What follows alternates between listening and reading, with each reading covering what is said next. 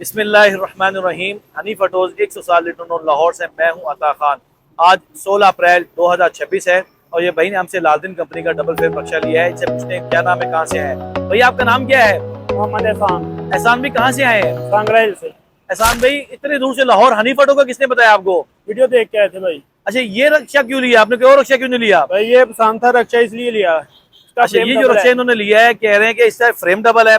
Number 2, इसमें service के 12 ply के टायर लगे हुए हैं, शार्क पंखा लगा हुआ है, पावर गेट बड़ा लगा हुआ है, बॉडी इसकी 7 फीट की है और पीछे कमानियां भी इसमें 7 लगी हुई हैं। और सबसे बड़ी बात, इस पे नंबर लगवाना चाहे तो नंबर लग जाता है। तो नंबर लगाने का तरीका ये होता है कि यहाँ से आपको एक लेटर मिलेगा जब आप गाड़ी लेते हैं उसके कुछ 4-5 दिन बाद, और वो लेटर गाड़ी ले जाके दफ्तर जाएंगे, वहाँ 1500 रुपये फीस जमा कराएंगे और वो फीस और जमा कराने के बाद वो पेपर ला के आप हमें देंगे तो आपका नंबर लग जाएगा।